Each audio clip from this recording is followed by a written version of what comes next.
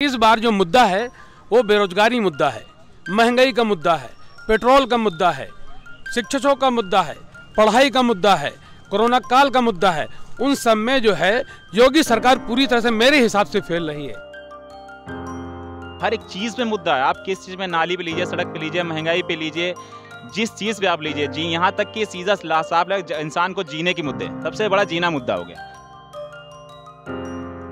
अरे हम ये नहीं चाहते हैं कि अच्छे सरकार जो है अच्छे दिन ना आए, लेकिन हमें पुराने दिन हमें लौटा दें। 435 रुपये का सिलेंडर कर दें और 65 रुपये लीटर पेट्रोल पंप कर दें। और कोरोना काल में आपने देखा होगा, नकाब में एक महिला बच्चे को लिए थी और पुलिस उसे पीट रही थी। घटनाएं दिन ब दिन इतनी बढ़ते पत्थर हैं कि मन रो देता है। बर्बाद गुलिस्तां करने को बस एक ही उल्लू काफ़ी था। हर शाख पे उल्लू बैठा है, अंजाम गुलिस्तां क्या होगा। नमस्कार, आदाब। द वायर में आप सभी का स्वागत है। मैं हूं सुमेधा। हम मौजूद हैं आज बाराबंकी में। यहां पर चुनाव होने वाले हैं। 27 फरवरी के दिन यहां पर वोटिंग होगी, यहां पर मतदान होगा। जो अवध का क्षेत्र है ये बहुत ही महत्वपूर्ण क्षेत्र है। ये पूरी बेल्ट जो है इसको हम कवर करेंगे। आपको अलग अलग मुद्दे यहाँ के क्या है वो दिखाएंगे।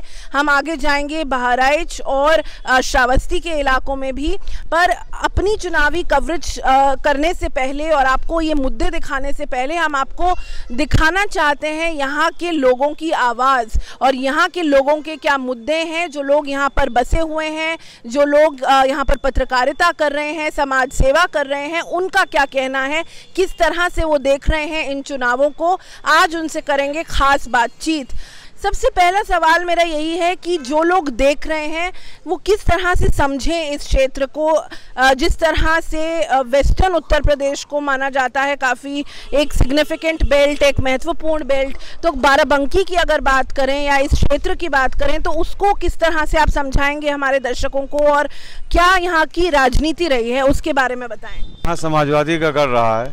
पिछले चुनाव में जो है यहाँ बीजेपी पूरे सीटें लगभग आ गई थी। उसकी एक सीट सपा की छोड़ के बाकी 5 सीटें बीजेपी ने यहाँ पर हासिल की थी।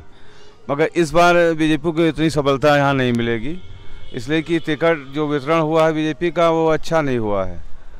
तो उससे यहाँ पर सीटें इस बार बीजेपी की घट सकती हैं पूरी तौर से। किस तरह के मुद्दे हैं यहाँ पर? ये बेल्ट जो है ये किस तरह का क्षेत्र है, क्या यहाँ पर काम होता है, इसकी थोड़ी कॉन्स्टिट्यूशन किस तरह की है वो बताएं। मेरा नाम मैडम हाजी मोहम्मद जाहिद है। मैं बाराबंकी में बिलोंग करता हूँ। ये जो गढ़ है बाराबंकी जनपद, ये हमारा जो है खेतिहर किसानों मजदूरों का इलाका है और ये समाजवादी का गढ़ रहा है। लेकिन 2017 में यहाँ पे भारतीय जनता पार्टी ने प्रचंड जीत हासिल की और हमारे यहाँ की जो एक सीट थी समाजवादी पार्टी के सुरेश यादव जी ने निकाला और वही अपनी सीट को बचा पाए। लेकिन इस बार जो मुद्दा है वो बेरोजगारी मुद्दा है, महंगाई का मुद्दा है, पेट्रोल का मुद्दा है, शिक्षकों का मुद्दा है, पढ़ाई का मुद्दा है, कोरोना काल का मुद्दा है। उन सब में जो है योगी सरकार पूरी तरह से मेरे हिसाब से फेल रही है। संविधान नाम की चीज़ इन लोगों ने खा ली है। जो चाहते हैं वो करते हैं, वो कराते हैं। इसलिए हम चाहते हैं अखिलेश जी योग्य हैं, इन्होंने एक बार चलाई है, इस बार बड़ी सूझबूझ के साथ प्रदेश को चलाएंगे और हमें लगता है उत्तर प्रदेश के अंदर एक नई रोशनी और नई ऊर्जा के साथ में अखिलेश यादव जी सरकार चलाएंगे और पूरी तरह से प्रदेश में नरसंहार और हिंदू मुसलमान का विषय पूरी ज़िंदगी के लिए ख़त्म कर देंगे। सब मिल करके काम करेंगे और सब एक साथ चलेंगे और सदैव चलते रहे हैं। तो जिस तरह से एक पत्रकार के तौर पर भी आप काफ़ी समय से लिख रहे हैं इन चीज़ों के बारे में, इन मुद्दों को आप उठा रहे हैं, बाराबंकी के क्या मुद्दे हैं और किस तरह के आंकड़े आपको लग रहा है कि सामने आ सकते हैं पिछले 2017 के इलेक्शन को मद्देनज़र रखते हुए? बिल्कुल मैम, मुद्दा है ही है। हर एक चीज़ पे मुद्दा है। आप किस चीज़ में, नाली पे लीजिए, सड़क पे लीजिए, महंगाई पे लीजिए, जिस चीज़ पे आप लीजिए, जी यहाँ तक कि सीधा साफ इंसान को जीने के मुद्दे, सबसे बड़ा जीना मुद्दा हो गया। जब हमको जीने ही नहीं दिया जाएगा तो हमारे पास मुद्दे की फालतू क्या करेंगे मुद्दा लेके। आप यहाँ से लेके आप बाराबंकी किसी क्षेत्र में चले जाइए, हर आदमी, हर तबके का लोग, हर धर्म के लोग कहीं ना कहीं परेशान हैं। तो जो हम लोग को लिखने का एक्सपीरियंस मिलता है वो कहीं ना कहीं बहुत ज़्यादा सरकार के खिलाफ, लेकिन हम लोग डरते हैं। अब अंदर से डर होकर पैदा हो गया कि हम सरकार के खिलाफ कितना लिख दें, क्योंकि लोग कहते हैं लिखने को, लेकिन हम कहाँ से लिख दें, क्योंकि हमें भी अपनी जान बचानी है, कहाँ से लिख दिया जाए। तो ये पूरा इलाका जब आप देखते हैं तो एक क्या ब्रॉड पैटर्न है जो सामने आ रहा है और क्या एक नाराज़गी है इस इलाके में? देखिए, जहाँ तक बात हो सकती है सरकार की, तो ये जो बाराबंकी है इसे हम पूर्वांचल का द्वार कह सकते हैं। और यहाँ पे जो विधानसभा सीटें हैं 6 सीटें हैं। 2017 की बात कर ली जाए तो यहाँ पे बीजेपी ने 6 में से 5 सीटों पर जो है जीत हासिल की थी, वो भी एक मोदी लहर थी। लेकिन धीरे धीरे जैसे जैसे वक्त गुजरता गया और ये लहर धीरे धीरे बिल्कुल ख़त्म सी हो रही है। और जहाँ तक कह सकता है इस ज़िले की बात करें तो यहाँ पे सबसे बड़ा जो रोज़गार है वो किसान, और दूसरा जो सबसे बड़ा रोज़गार है वो बुनकरों का है। लेकिन दोनों की हालत इस सरकार में बिल्कुल पतली हो गई है। इससे पहले सपा सरकार थी, कई बुनकरों के लिए उन्होंने योजनाएं चलाई थी, किसानों के लिए योजनाएं चलाई थी। लेकिन इस सरकार में जहाँ तक देखा जा सकता है तो बुनकर भी परेशान हैं, किसान भी परेशान हैं। तो यहाँ जैसा कि लग रहा है अब की बार यहाँ की 5 सीटों में 4 सीटों पे जो है सपा का रुझान देखने को मिल रहा है, और एक सीट लगभग बीएसपी के खाते में जा रही है। तो कह सकते हैं कि बिल्कुल अब जो हालात हैं वो बिल्कुल 2017 के बाद से बिल्कुल उल्टे हो गए हैं। अब यहाँ पर वैसे भी इससे पहले भी कहा जाता रहा है कि ये सपा का गढ़ रहा है, लेकिन फिर एक बार ये फिर हो रही है कि यहाँ पे सपा की हवा चल। 65 रुपये लीटर पेट्रोल था, आज 100 रुपये लीटर पहुँच गया है। 435 रुपये का गैस सिलेंडर था। पब्लिक को बनाया गया कि सब्सिडी दी जाएगी, सब्सिडी आज तक नहीं मिली, किसी को भी नहीं मिली। केवल प्रलोभन मिलता रहा है। आज 950 रुपये का गैस सिलेंडर पब्लिक खरीद रही है। 5 किलो राशन देना इनको बेवकूफ़ी वाला काम कर रहे हैं।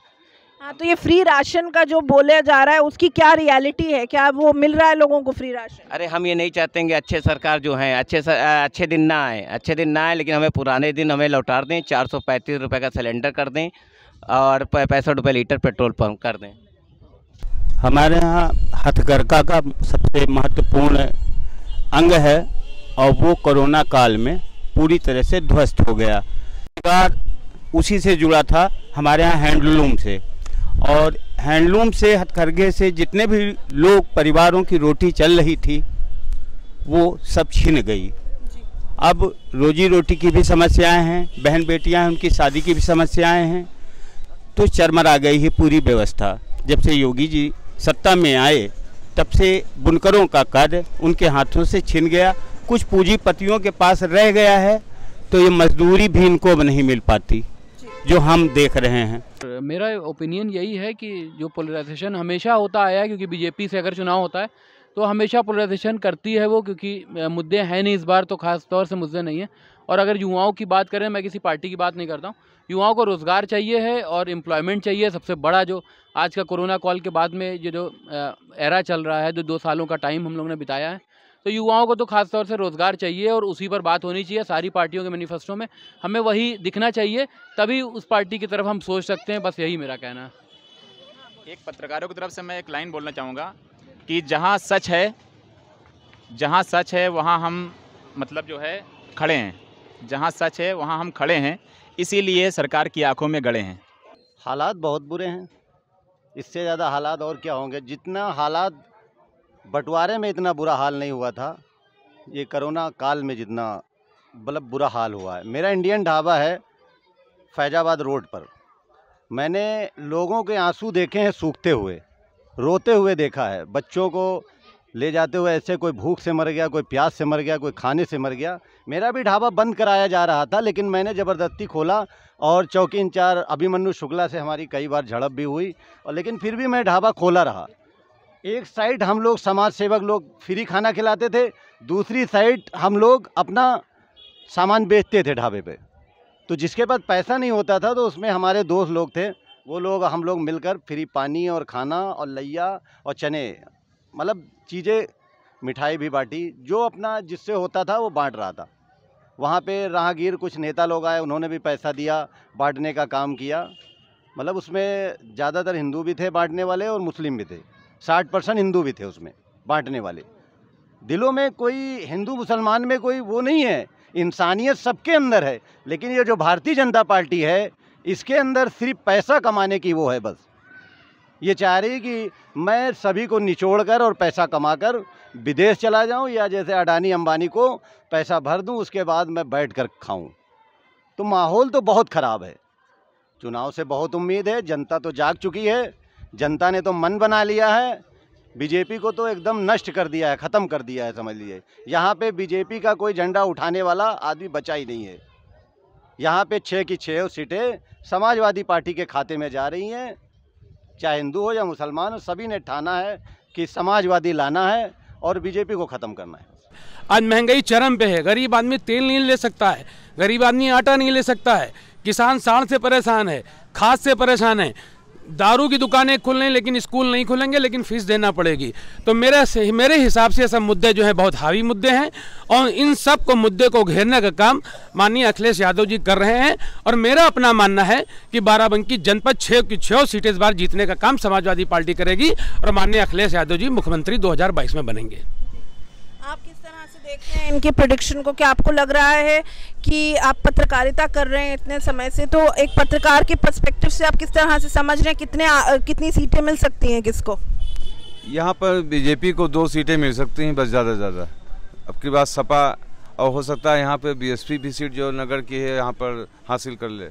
यहाँ शिक्षा की व्यवस्था शून्य है। छोटा बच्चा 4 साल का हो गया, स्कूल जाना है उसको, अब स्कूल नहीं जा सकता, निरक्षर पर मतलब बने, एक पीढ़ी निरक्षर हो, ऐसी योजना पर भारतीय जनता पार्टी काम कर रही है कि लोग पढ़ेंगे नहीं, लिखेंगे नहीं तो अपने अधिकारों से वंचित रहेंगे और गूंगे बहरों की तरह हाँके जाएंगे।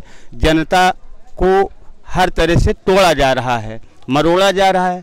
दूसरी तरफ पुलिस इनकी हाथ में नहीं है, जब जिसको चाहते हैं ठुका देते हैं, काउंटर करवा देते हैं। इसी के नाते पुलिस भी शेर है कि मन माफिक सरकार काम ले रही है, जैसा बोल रही है करो ठोको तो मैं कर रहा हूं। तो जो उनकी गलतियां हैं वसूली इत्यादि की पुलिस की, वो उस पर अंकुश सरकार का कैसे रहेगा?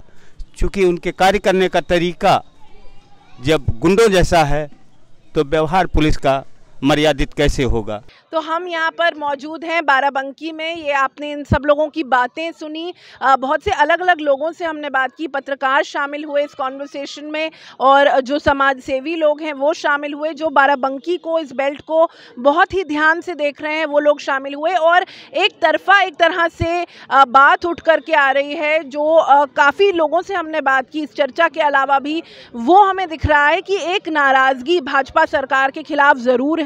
और ऐसा नहीं है कि लोगों ने भाजपा सरकार को मौका नहीं दिया था, जैसा कि 2017 के आंकड़े बताते हैं हमें कि 5 सीटें भाजपा ने यहां पर हासिल की थी, पर लोग अब वहीं पर सपा की तरफ और अलायंस की तरफ रुख करते हुए नजर आ रहे हैं, क्योंकि जो मौका बीजेपी को दिया था यहां के लोगों ने, वो मौका बीजेपी के हाथ से, उनके अलायंस पार्टनर्स के हाथ से निकलता हुआ यहां पर नजर आ रहा है। फरवरी 27 को यहां पर वोटिंग है और जब चुनाव के रिजल्ट्स आएंगे, जब मतदान खत्म होगा, उसके बाद ही हमें पता चलेगा कि इस बात में कितनी सच्चाई है। तो जुड़े रहिए वायर के साथ, हम आपको बताते रहेंगे कि क्या लोगों के असल मुद्दे हैं और क्या उनकी डिमांड्स हैं।